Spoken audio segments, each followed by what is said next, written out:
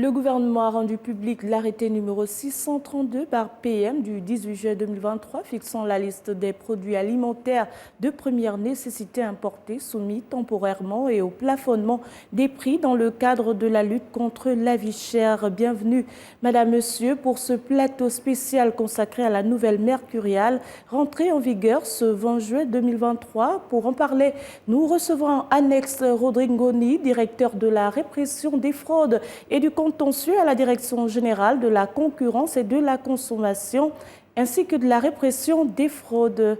Merci, monsieur, d'avoir accepté l'invitation de Gabon 24. Le plaisir est le nôtre, madame. Bonjour. Bonjour. Alors, d'entrée de jeu, nous avons vu la direction dans laquelle vous êtes être sur le terrain pour voir et sensibiliser chaque acteur, notamment les opérateurs économiques, les mairies. Qu'en est-il aujourd'hui? Est-ce que vous avez eu une oreille attentive? Écoutez, déjà, merci beaucoup, comme je le disais tantôt, pour votre invitation, parce que c'est des occasions qui nous sont données pour pouvoir nous permettre donc d'apporter un tant soit peu donc aux consommateurs et à tout acteur du secteur alimentaire quelques explications techniques sur la question brûlante de l'heure, à savoir la lutte contre la vie chère, donc, qui est adossée à la nouvelle mercuriale qui a été prise récemment. Vous l'avez dit, il faut peut-être rappeler que c'est depuis 2012 que le gouvernement de la République a mis en place le mécanisme, le dispositif de lutte contre la vie chère, qui s'est traduit par la prise d'une mercuriale quasiment chaque année, à l'issue donc d'un certain nombre de négociations que nous menons avec les acteurs de la vie économique, notamment du secteur alimentaire. Et donc, pour l'année 2023, nous avons donc effectivement, suite à la tenue des Assises nationales de lutte contre la vie chère, au terme des travaux, donc un atelier que nous avons eu dans ce cadre, des discussions ont été menées avec les importateurs grossistes, les associations de défense des droits des consommateurs et les détaillants, donc en vue de la signature d'un protocole d'accord qui a débouché sur la signature de la présente mercuriale numéro 632, comme vous le rappeliez tout à l'heure. Et donc, depuis lors, bien évidemment, comme cela s'est fait, nous sommes sur le terrain. Nous sommes sur le terrain pour vulgariser donc, la nouvelle mercuriale. Vous l'avez dit, nous avons fait le choix d'aller dans les mairies parce que ce sont les maisons du peuple, comme on dit. Ce sont les maisons des citoyens. Donc, nous avons fait le choix d'aller dans les mairies et aussi d'aller vers les commerçants, donc en plein cœur de Montbouette, notamment la maison du commerçant, un peu partout dans les carrefours, etc. Donc, cette opération de sensibilisation s'est poursuivie jusqu'à aujourd'hui et nous avons également mis à contribution les associations de défense des droits des consommateurs pour donc essayer de relayer l'information au niveau de leurs adhérents. Donc, oui, nous avons à ce jour plutôt un écho favorable par rapport à la nouvelle mercuriale qui a été prise. Je rappelle que nous sommes uniquement et pour l'instant dans la phase de sensibilisation et de vulgarisation de cette nouvelle mercuriale. Il s'agit d'une nouvelle mercuriale qui comporte 67 produits importés. Pourquoi avoir élargi la fourchette de cette nouvelle mercuriale? Question intéressante. Il faut rappeler d'accord que nous étions à 48 produits effectivement dans l'ancienne mercuriale. Mais le gouvernement de la République a convoqué les Assises nationales de lutte contre la vie chère. Donc, des travaux que nous avons eu en atelier durant ces travaux, durant ces discussions, les panélistes donc, ont décidé, ont indiqué qu'il fallait mieux élargir la liste des produits de première nécessité qui font l'objet de plafonnement de prix. Et donc, c'est pour intégrer donc, les recommandations des Assises nationales que nous sommes passés de 48 à 67 produits aujourd'hui. Donc, bien évidemment, l'objectif, c'était de pouvoir faire en sorte que les recommandations qui sont sorties des Assises nationales, bien évidemment, soient prises en compte. On note par exemple l'entrée du rognon, du ragoût, dans la catégorie viande de bœuf. Il y a également le riz, mais il y a des produits prisés par des Gabonais, tels que la queue de bœuf, qu'on ne retrouve pas dans cette mercuriale. Pourquoi ? Alors, ça aussi, c'est une question très intéressante. Il faut dire que si vous regardez l'ancienne mercuriale de 2022, nous avions un certain nombre de produits que nous avons sortis de cette mercuriale. Il y en a eu 23 que nous avons sortis de l'ancienne mercuriale pour introduire 42 nouveaux produits. Et des discussions que nous avons eu lors des assises, c'est que ce sont les 42 nouveaux produits, donc des sous-variétés de produits qui sont beaucoup plus prisés par les consommateurs, par les ménages gabonais. Donc ce sont ces produits qui ont donc été introduits dans la nouvelle mercuriale. Mais effectivement, vous faites bien de le relever. Là, vous parlez de la queue de bœuf, on pourra vous parler d'autres produits. Oui, comme le poisson salé, par exemple. Comme le poisson salé, par exemple. Mais il faut comprendre que les discussions que nous avons dans le cadre de la prise de l'arrêté de la mercuriale sont des discussions qui sont techniquement difficiles. Parce qu'ici, il faut pouvoir checker tout ce qui est pris à l'international avant de pouvoir donc transposer, d'établir la liste. Et sur un certain nombre de produits, comme vous dites, vous parlez par exemple du poisson salé, vous parlez de la viande la queue de bœuf. Voilà, effectivement, sur ces produits, il faut rappeler que ce sont des produits dont les prix restent essentiellement élevés à l'international. Et donc, par conséquent, au-delà du mécanisme donc, qui a été mis en place, à savoir l'importation temporaire autour de 5%, il n'a pas été facile de pouvoir intégrer ces produits dans la nouvelle mercuriale, les produits que vous évoquez par exemple. Il y en a d'autres qu'on peut citer parce que les prix à l'international restent relativement élevés. Une autre innovation, il y a par exemple la spécificité des marques. Pourquoi avoir fait ce choix?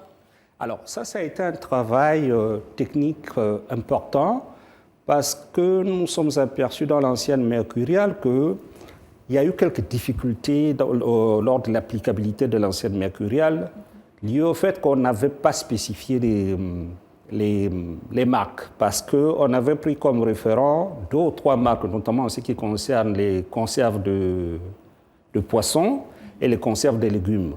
On avait pris 2 ou 3 produits comme étant des référents en termes de marques, mais on s'est aperçu au fil du temps que beaucoup des importateurs avaient fait venir des produits qui rentraient dans la catégorie donc des conserves de légumes, conserves de poissons, pâtes alimentaires, mais qui étaient des produits haut de gamme, donc qui étaient quasiment logés au même niveau les produits que nous avons pris comme référents, comme étant les produits haut de gamme.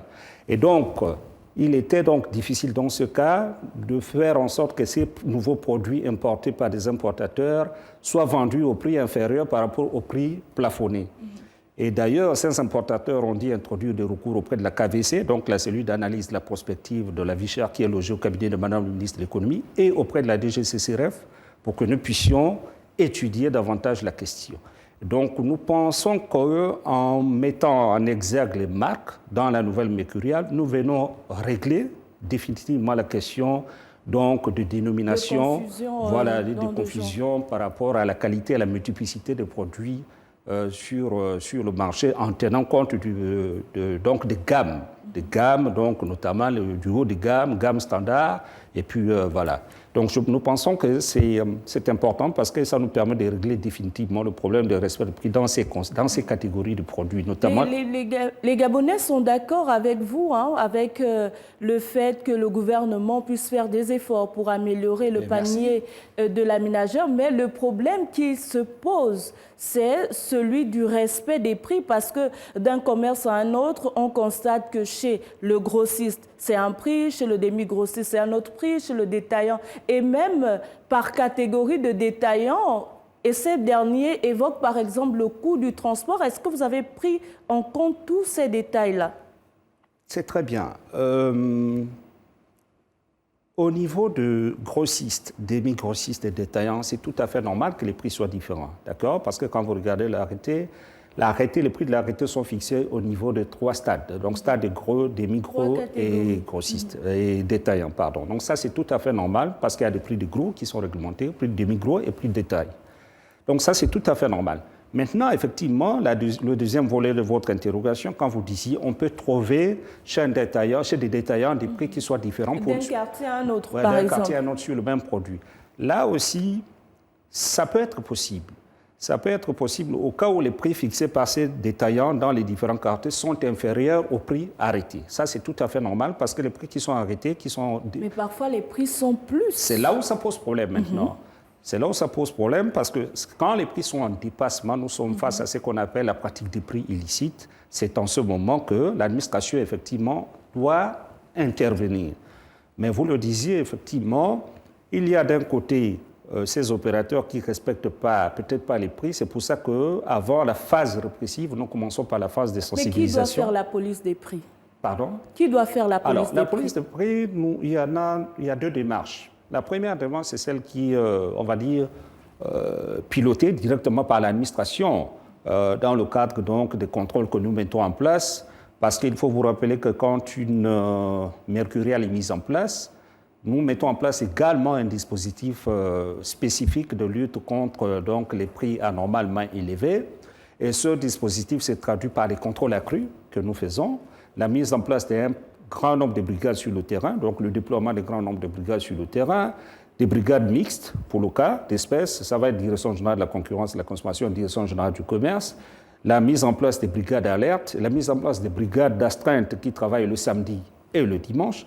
Donc, ce tant d'éléments que nous mettons en place pour pouvoir accentuer, si on accroître la surveillance de prix de la mercuriale. Maintenant, il y a des cas spécifiques, ce que nous avons déjà constaté lors de l'ancienne mercuriale. Ce sont, comme vous disiez, les zones d'éloignement.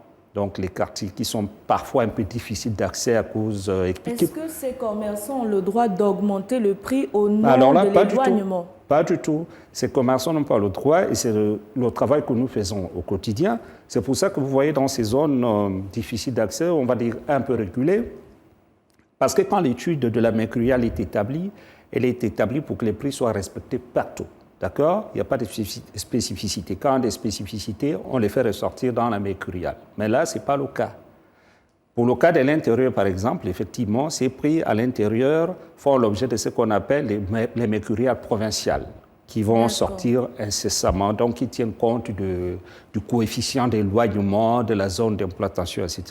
Mais pour le Grand Libreville, quand bien même vous soyez dans une zone, on va dire ça comme ça, difficile d'accès, vous êtes tenu de respecter les prix de la mercuriale parce que les études qui ont été menées tiennent compte de toutes ces difficultés en rapport à... Mais les populations ne ressentent pas...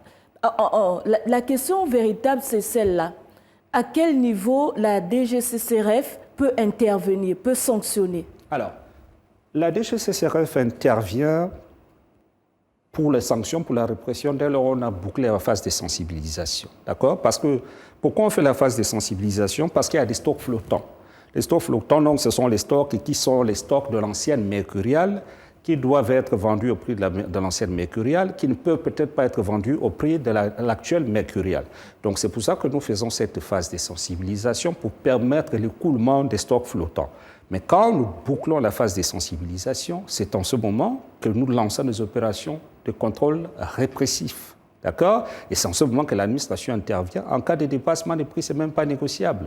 On vous sanctionne parce qu'il y a eu la phase de sensibilisation. Les pouvoirs publics ont laissé un certain temps pour pouvoir faire écouler les stocks flottants.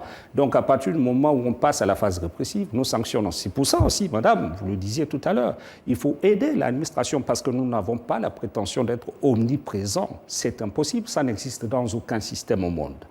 Les populations, les ménages doivent aider l'administration en dénonçant, en appelant, en indiquant des endroits ou des zones où les prix de la mercuriale ne sont pas respectés. Parce que, pour l'occasion, je rappelle que nous avons un numéro vert et nous avons un numéro WhatsApp qui sont actifs. Et à partir de ce numéro, là où l'administration n'est pas à l'instant T, vous signalez... Peut-être le rappeler, le numéro vert. Exactement. Nous avons donc une ligne courte, donc qui est le numéro vert, le 8085, qui est donc fonctionnel, à partir duquel nous pouvons être saisis pour pouvoir donc dénoncer des abus, mais il ne s'agit pas aussi, passez-moi l'expression, de dénoncer pour dénoncer. Il faut dénoncer et disposer aussi des moyens de preuve quand cela est nécessaire, de telle sorte que quand l'administration se déplace, que l'administration puisse intervenir et que leur déplacement soit efficace. Peut-être que les populations doutent aujourd'hui parce qu'il n'y a pas de commerce qui font école des sanctions de la DGCCRF. Ben, malheureusement, c'est de bonne guerre, c'est tout à fait normal, parce que, vous savez, les consommateurs, ils attendent à plus. Mais les opérateurs sont sanctionnés. Vous avez suivi l'année dernière, par rapport à la nouvelle mercuriale, vous avez certainement suivi nos descentes sur le terrain, où nous avons fermé des grandes enseignes de la place, plusieurs grandes enseignes de la place, vous avez suivi. Parce qu'il se dit également que vous faites des préférences quand il s'agirait d'une enseigne qui a un grand nom, vous êtes plus plaisant. Quand il s'agit d'un petit boutiquier du quartier, vous appliquez toute la force de la loi. Est-ce que c'est vrai? Ben, je vous disais tantôt que, par exemple, pour l'année passée, les fermetures qui ont eu lieu, qui ont été médiatisées, ce sont les fermetures des grandes enseignes. Ce n'était pas les fermetures des petites épiceries, c'était les fermetures des grandes enseignes. Non, je pense qu'il faut regarder la question au-delà de cette vision-là. La réalité, c'est que quand il y a constat avéré avec des faits aggravés, l'administration sanctionne avec la dernière énergie. Maintenant, il est évident que si c'est une épicerie, vous savez, la sanction, elle est obligée de tenir compte d'un certain nombre de paramètres, la taille de la structure, peut-être son chiffre d'affaires, etc. Une épicerie de quartier, vous lui collez 4 millions, elle va fermer boutique, vous comprenez? Donc c'est autant d'éléments, mais vous pouvez être sûr que nous apprécions au cas par cas et les sanctions sont parallèles à l'infraction commise. Monsieur Ngoni, il y a peut-être également une confusion, veuillez éclairer notre lanterne, sur les prix homologués et les prix figurant dans la mercuriale. Par exemple, on a le cas de l'huile et du sucre qui ne figurent pas dans cette mercuriale. Peut-être, à titre pédagogique, nous donner plusieurs éclaircissements là-dessus. Vous avez parfaitement raison de relever de soulever cette question parce qu'effectivement, il y a aussi effectivement pas mal de confusion à ce niveau. C'est ça. Et vous avez raison, c'est le cas de le dire. Effectivement, la mercuriale est prise dans le cadre d'un dispositif particulier qui a été mis en place, comme je l'ai rappelé tantôt, par le gouvernement depuis 2012. Ce dispositif réunit donc un certain nombre d'acteurs avec les pouvoirs publics qui discutent et tombent d'accord pour pouvoir plafonner les prix à un certain taux. Et ce plafonnement de prix donc, donne lieu à la signature d'un protocole d'accord, lequel protocole d'accord aboutit à la prise d'une mercuriale. Les commerçants y prennent part également. Bien sûr. Je vous ai dit que ce sont des réunions tripartites, donc les pouvoirs publics, les importateurs grossistes, donc les commerçants, et les associations de défense des droits des consommateurs, donc les associations des consommateurs. Donc ce sont des réunions tripartites qui prennent en compte tous ces acteurs du secteur économique, notamment du secteur alimentation. D'accord ?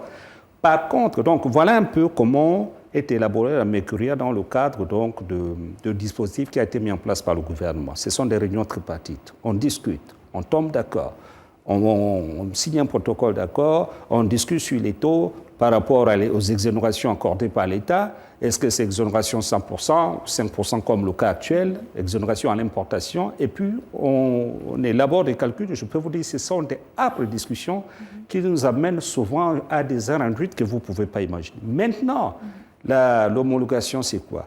L'homologation, le mécanisme est différent de celui de la mercuriale. L'homologation, c'est une fixation des prix qui se fait par l'opérateur et qui le soumet la demande à l'administration. Parce que là aussi, c'est les textes de loi qui l'obligent. Il y en a deux. Vous avez l'arrêté numéro 17 qui porte homologation des barèmes de prestataires de services et l'arrêté numéro 348 qui porte donc communication par les professionnels des barèmes et conditions de vente. Ce sont sur la base de ces deux documents que nous procédons aux homologations. Donc, ceux qui rentrent dans le champ d'application, donc l'obligation d'établir les barèmes et conditions générales de vente, qui soumettent leurs dossiers auprès de l'administration, qui les analyse, et ces dossiers doivent être documentés, justifiés. C'est ce que dit la loi. Maintenant, pour le cas de l'huile et le sucre. Pour le cas de l'huile, les textes de loi que je viens de citer, d'accord, vous font obligation aux producteurs, aux grossistes, aux importateurs, aux prestataires de services. Pour le cas de l'huile, pour le cas du sucre, ce sont des producteurs locaux. Donc, ils rentrent dans le champ d'application des homologations. D'accord? C'est pour ça que eux, leurs prix sont bloqués ou plafonnés, si vous voulez, sont bloqués par voie d'homologation et non par voie de la mercuriale, parce qu'ils rentrent dans le champ d'application des deux textes que je viens de citer. C'est pour ça qu'ils soumettent leurs tarifs pour l'homologation à l'administration. En parlant des produits locaux, nous nous sommes rapprochés des responsables des ONG, des consommateurs. Il y a que ces derniers voudraient que dans la mercuriale ou dans l'homologation, les produits type gabonais puissent être introduits. C'est très bien. Quand nous sommes allés en travaux dans le cadre des assises nationales à la lutte contre la vie chère, ce problème a été soulevé par les panélistes. Et ce problème a été soulevé par les panélistes, mais au préalable, la DGCCRF a déjà commencé cette réflexion depuis longtemps. Mais le problème a été posé lors des discussions. Donc, dans le cadre des travaux que nous avons au niveau du ministère de l'Économie, c'est un dossier qui a été ouvert. Nous sommes en train de regarder pour pouvoir définir une liste type des produits locaux qui va être établie pour pouvoir là aussi fixer les prix. Mais attention, c'est un mécanisme un peu complexe.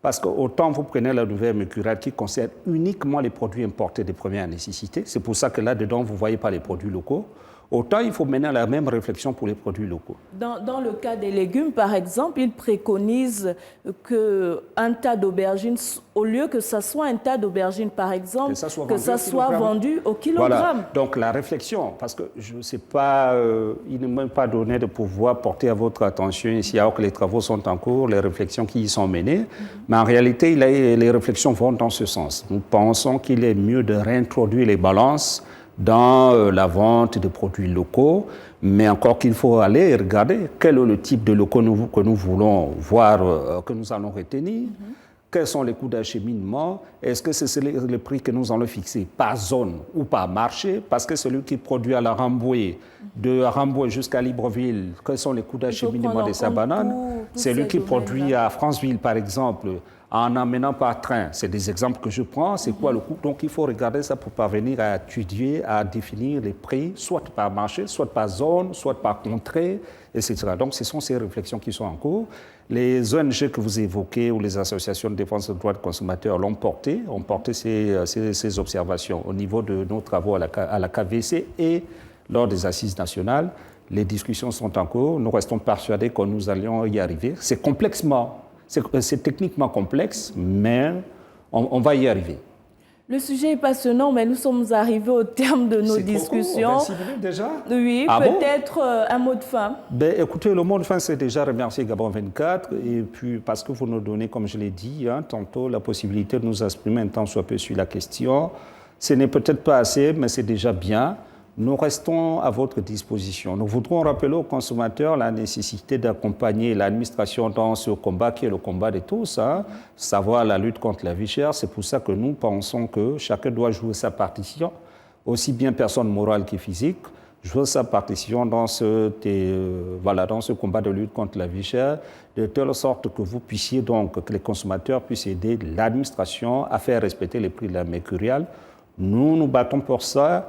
Nous mettons les moyens et des atouts nécessaires de notre côté pour que les prix de la mercuriale soient arrêtés, mais nous voulons que les consommateurs soient des consommateurs, c'est-à-dire consommateurs et acteurs également de la lutte contre la vie chère.